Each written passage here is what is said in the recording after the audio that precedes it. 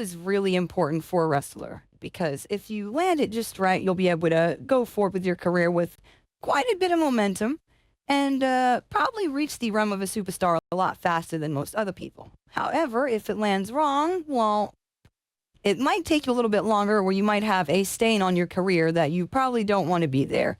Today we'll be checking out the top 10 worst wrestling debuts ever. If you guys would like to check out the original uploader and show them some support, please click the top link in the description.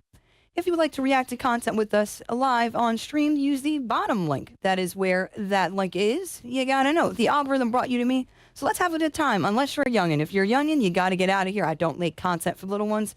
I talk using very colorful language. I don't want you to get in trouble.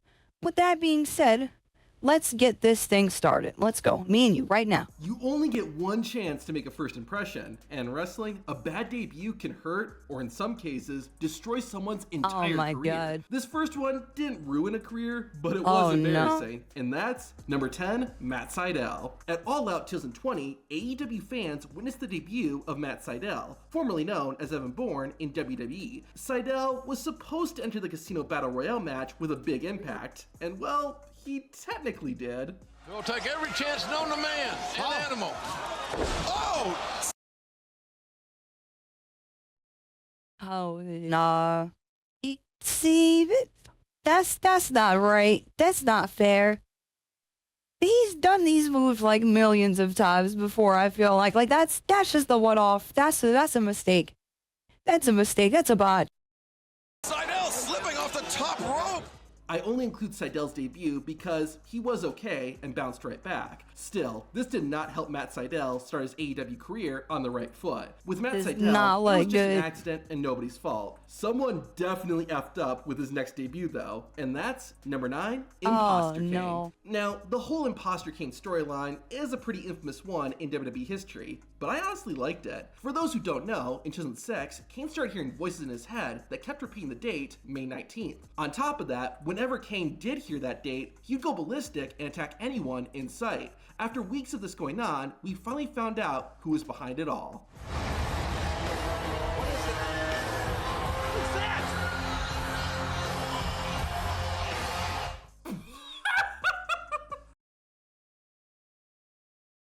He did look kind of crazy though, not gonna lie. I think it's the wig, dude.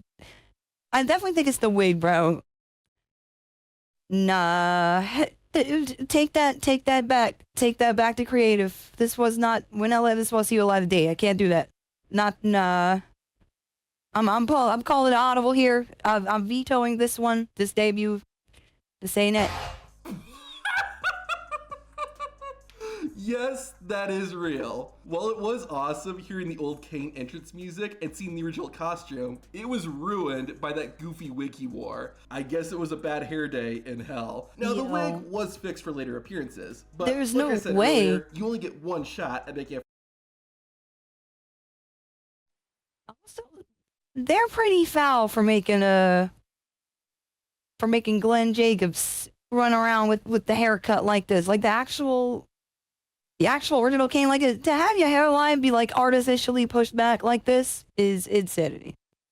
That's fucked up. You try to love the business at that point. Hats all the time. Hats always.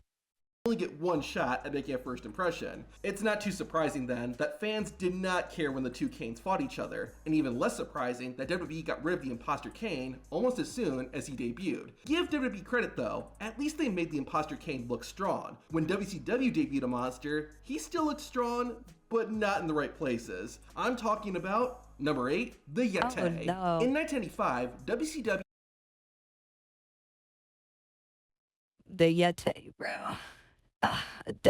We've had people comment about this character previously. I'm not gonna lie. They could have just called him the Mummy or something. Like, what? Yeti is crazy. That's crazy. We're not... No. I will put no respect on that. You will never get me to respect that. I will not apologize. thought the future of wrestling was 80s cartoony characters, so for the majority of the year, Hulk Hogan was feuding with the Dungeon of Doom, a group featuring a ton of wacky characters. One of them was the Giant, aka The Big Show, who fought Hogan for the world title at Halloween Havoc. To ensure Giant would win the title, the Dungeon of Doom revealed the Giant they came had out a of there quote, alive. At least he came out of there good, right? Like, policy ended yeah. up being, Could have definitely got erased. even though he was called the Yeti, he looked more like a mummy, but This is so dumb. This is so dumb. You know what? I bet kids love this though. That cartoon era, I'm pretty sure kids are rubbing like, yo, that's so cool. The fit. Where is Frankenstein and Friends?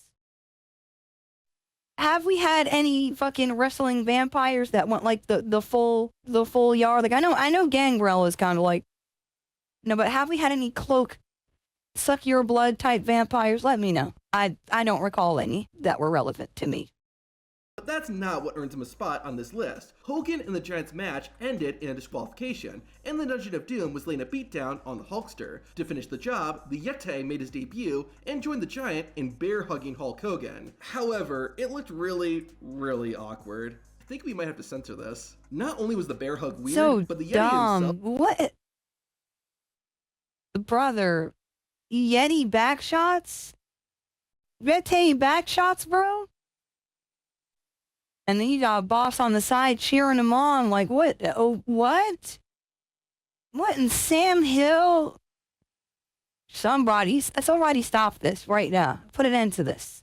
It was the bear hug weird, but the Yeti himself was, well, just look at him. He looks like a bad Halloween costume. WCW realized their mistake and immediately had the Yeti change his costume. Now, he was a ninja. I'm kind of wondering... How you a big ass ninja?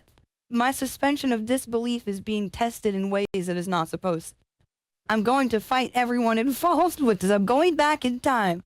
I had the hit list. I'm going back in time. We're gonna need Vince McMahon in the throat. That's number one. But this Yeti shit, I need to stop all involved. I have to do it. I'm changing wrestling history. You'll see. You're gonna see. Believe me, bro. Wondering if WCW knew what a Yeti was. Number 7, Eric Bischoff. Bischoff's on-screen personality in WCW is usually overshadowed by the fact that he was actually running the company. It wasn't until after WCW went out of business that Bischoff's talents as a character and performer got to shine when he joined WWE. However, they did not set up Eric for success. On July 15th, 2002, Vince McMahon announced he was shaking things up and that Raw would get a new general manager. He added that the new GM would be announced later in the show, and everyone began to wonder who it could be. About halfway through the broadcast, we finally got our answer, in the most anticlimactic way possible. Backstage, Booker T was giving an interview when this happened.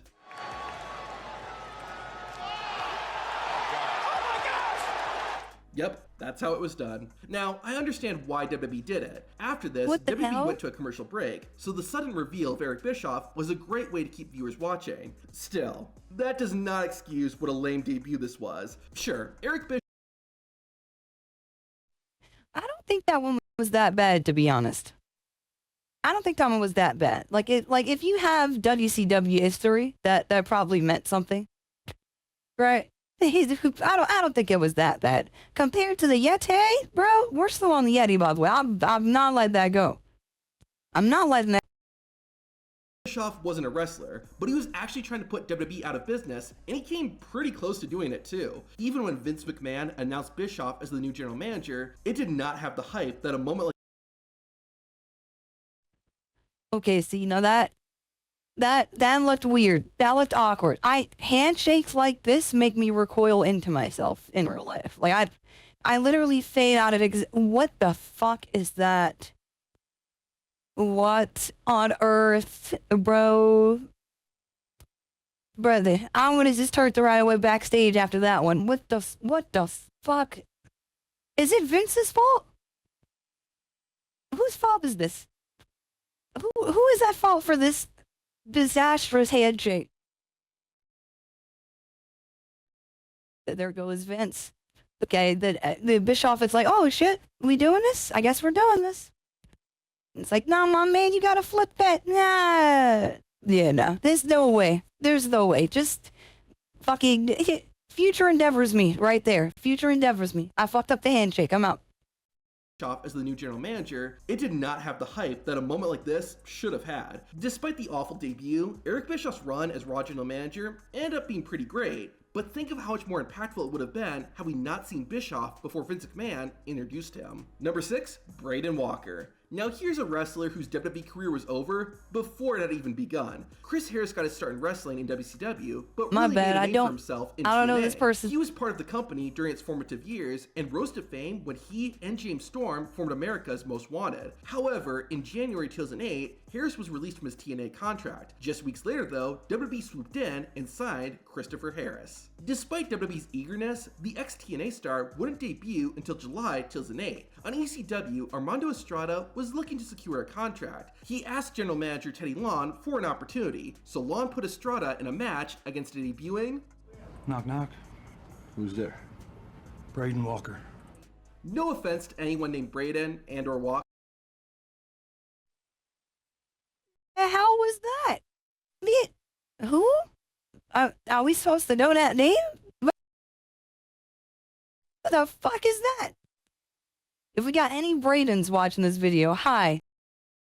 But that's just an awful name for a wrestler. I know WWE doesn't like using wrestlers' real names, but Chris Harris was so much better. Who sat there and thought Braden Walker was seriously gonna take off? Also, when your first spoken words in WWE are a knock-knock joke, it doesn't exactly scream superstar. Things didn't get much better when Walker got into the ring. It wasn't an awful match, but nothing special either. It honestly feels like WWE wanted Braden Walker to become a walking meme, because that's basically what happened. After his debut, Walker wrestled one more match before being released from his contract. Now, while the fans didn't cheer for Braden Walker, they at least didn't boo him. This next wrestler got such definitely a bad got 2 matches that he and left left. the company after one match. The man I'm talking about is, number 5, Jeff Hardy. Today, finding a wrestling crowd that wouldn't go nuts seeing Jeff Hardy would be impossible. No way. The man is loved no matter where he goes, but in 2003, it was a different story. What is this bad Jeff debut? WWE due to drug use, no showing events, and overall lacking in-ring performance. The charismatic enigma was not unemployed for too long though, as he joined the recently launched Ring of Honor. Jeff made his ROH debut at the Death Before Dishonor event, but before he had even made his entrance, the fans were making their opinions loud and clear.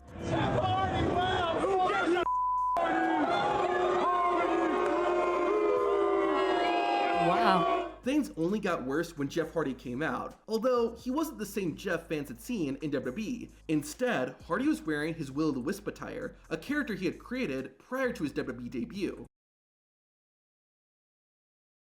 I've like literally, and and no exaggeration, I've literally never seen this. Dude, what? I always knew Jeff Hardy as the colorful hair guy doing the dance. He used to remind me of the Pokemon Pidgeot. If you guys know what that is, so it's like, I never see that either. The look did not matter though, as the crowd could not be more irate seeing Jeff Hardy in Ring of Honor. You know, this man is in a trench coat. A trench coat and a mask, bro. What? We want Matt is crazy work. We want your brother. We would like your brother here on the promotion, please. Please get out of here. How do you walk out and hear chants of you got fired? Like, bro, please, chill. You would think with that kind of reaction that Jeff Hardy had murdered a puppy the night before. Now, part of this...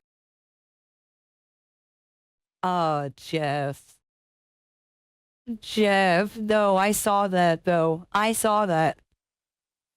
You can't look cool when that happens. You gotta get off the ropes. You can't look cool, bro.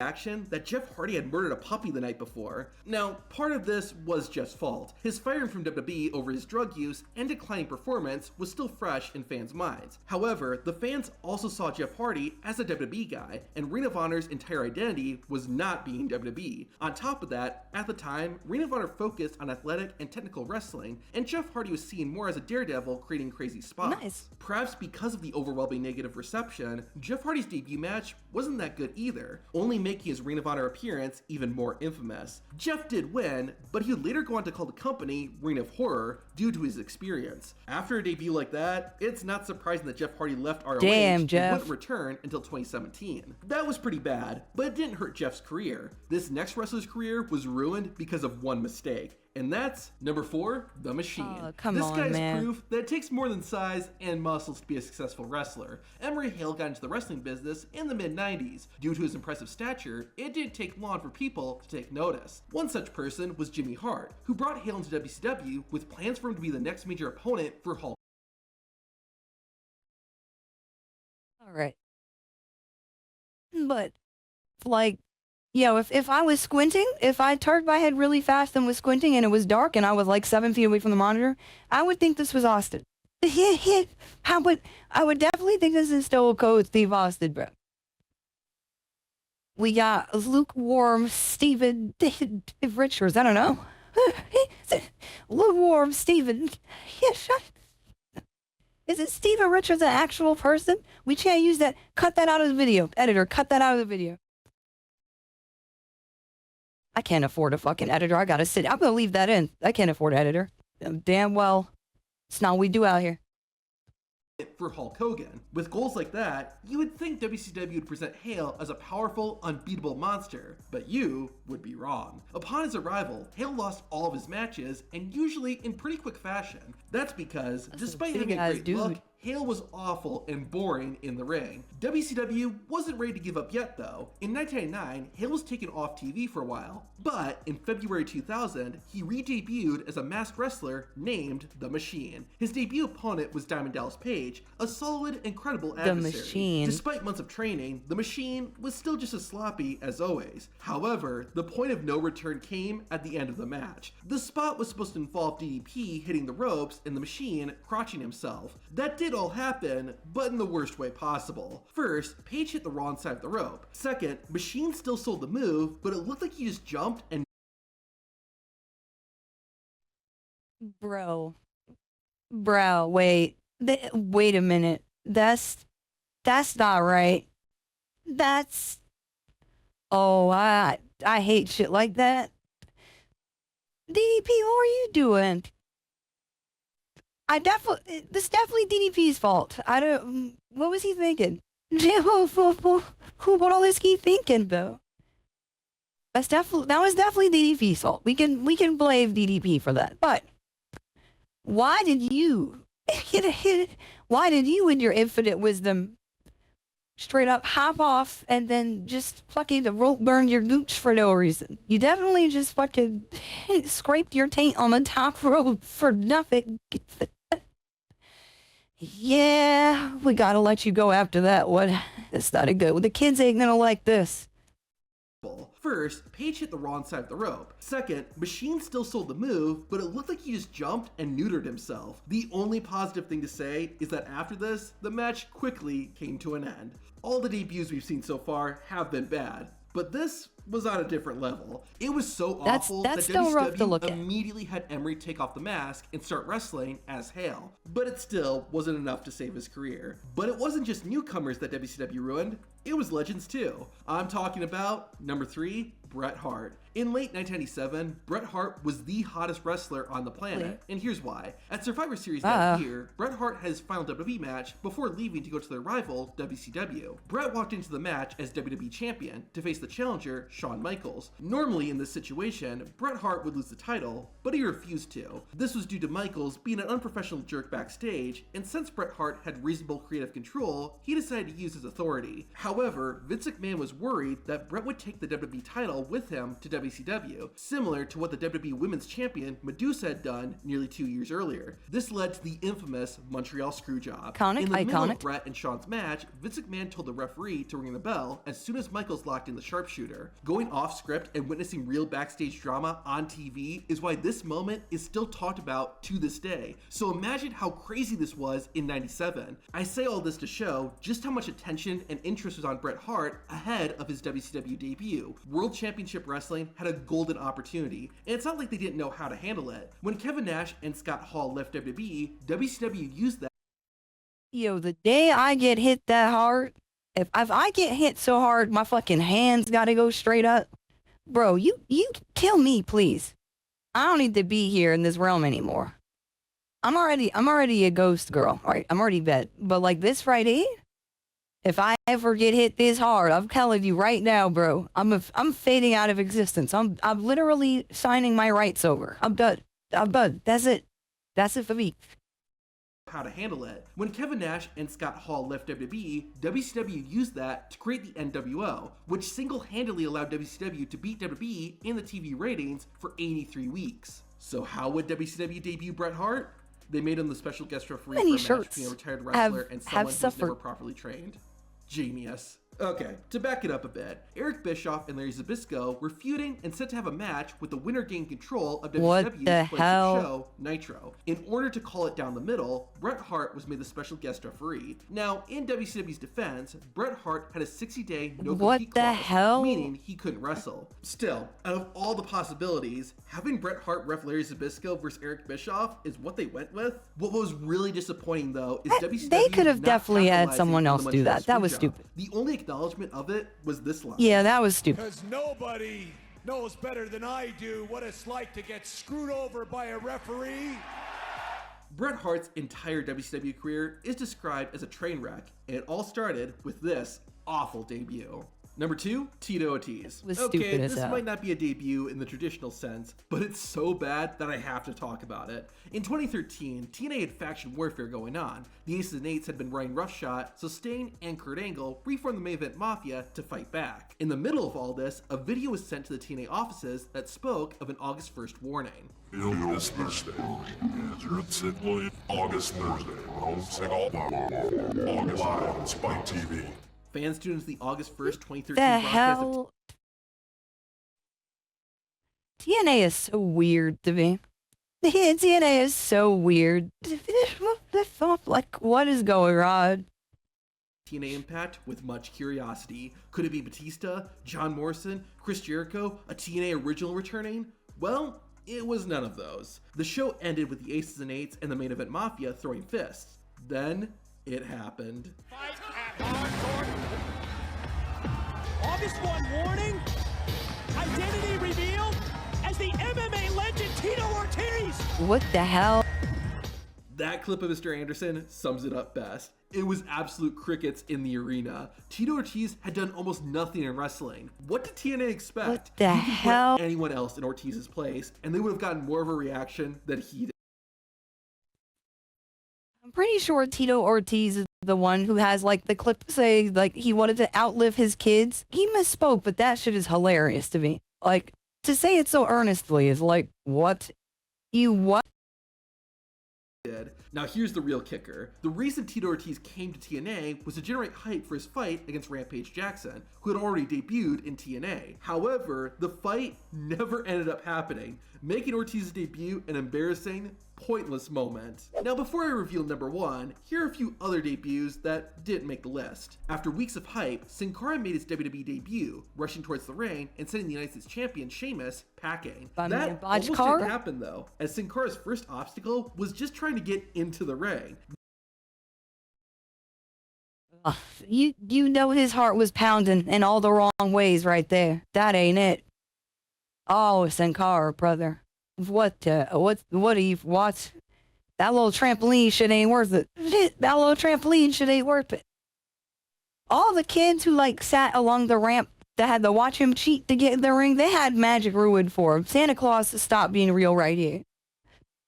That shit crazy. Everybody was like, wow, how the fuck did he do that? And First obstacle was just trying to get into the ring. When it happened, it seemed to be just a little one-time slip-up. Little did we know how much worse it was gonna be. In March 2010, Sting was sent out to the ring to face a surprise opponent. The surprise ended up being a debuting Rob Van Dam. RVD's TNA debut started out strong as he defeated the Icon in 10 seconds. However, that hype was quickly diminished when Sting spent the next several minutes beating the life out of Van Dam. Way to make RVD look strong during his first night in the company. In 1996, Razor Damn. Ramon, aka Scott Hall, and Diesel, My man aka won in Kevin 10 Nash, seconds and left got WWE beat for for WCW. minutes A out. few months later, however, Jim Ross announced that he had brought Ramon and Diesel back to the WWE. This led to the infamous fake It's not even right. That's not even fair. To whoever this was playing him, I don't recognize him. That's not even fair. That's not right, man. I apologize to you on behalf of the WWE, okay? That is very true. They did you dirty. Razor and fake Diesel. Depending on how you look at it, this could either be a return or a debut. But either way, it was trash. It was a cheap way for WWE to bait the audience and get them to watch, and nobody benefited from it. Except for the real Kevin Nash and Scott Hall, both of whom got big pay raises because WCW legitimately thought they were going back to WWE. One of the first major WCW stars to debut in WWE after the company shut down was Diamond Dallas Page, but his arrival in WWE was a mixed bag. In the spring of 2001, a mysterious person began stalking The Undertaker's wife, Sarah. After weeks of this going on, the stalker appeared on Raw under a ski mask, riding Undertaker's motorcycle to the ring. He then took off the mask to reveal Why did they do his DDP identity. like this? Now, the entire DDP stalking The Undertaker's wife was a pretty bad storyline, but if we're I just looking would at not Page's want that debut, angle which we associated are, with me. It's not bad. The crowd's reaction when he took off the mask was great, and DDP's reason for stalking The Undertaker's wife made sense. He wanted to make a name for himself by going after a legend, and what better way to do that than to target the man's wife? Ultimately, the way the storyline went made DDP look like an idiot, but I can't say his debut was bad. The Big Show made his WWE debut in a big way by interfering during a steel cage match between Stone Cold Steve Austin and Vince McMahon. The Giant manhandled Austin, but in doing so, he accidentally threw him out of the cage and allowed Stone Cold to win. You could argue this made Big Show look really strong, and sure, but to me, it just made him look kind of dumb and took away from what should have been a Think that one is that bad, to be honest. I think it makes him look really, really strong. Yeah, like this motherfucker just broke the cage by throwing him. I don't think it makes him look that bad. You gotta send a message. It's not about the match. You're sending a message. You gotta beat the top guy's ass. powerful debut. Alright, it's time. The #1 worst wrestling debut of all time is the Shockmaster. We don't even have to see the rest of this. Mo, you know this. You know this by now. Easily one of my favorite wrestling clips ever, bro. Like, bad. Our partner is going to shock the world because he is none other than the Shockmaster! All right! The Shockmaster! I told you. Oh, God. When that's how your debut goes, you gotta look at a different career path. Nah, man. Now, a bad debut is one thing, but what about a bad return? To see the worst WWE returns of all time, watch this video. We might have to do that next. We might actually have to do that next. Tap Out Corner makes banger videos. I appreciate you guys for hanging out with me. If you'd like to check out the original uploader of this channel, please click the top link in the description. I think my debut would be terrible. I'd probably lose my first match, bro. I'd run out there and sprain my ankle. I have zero luck, you know? So I don't think I'd be okay. If you have someone who had like a super shitty debut, I want to hear about it. Whose debut do you think is the most ass of all the debuts you've witnessed? Be it a returning superstar first time or any promotion, I want to hear it. I'm going to catch you in the next video. Don't be weird. Remember, that's our motto around here. Don't be weird.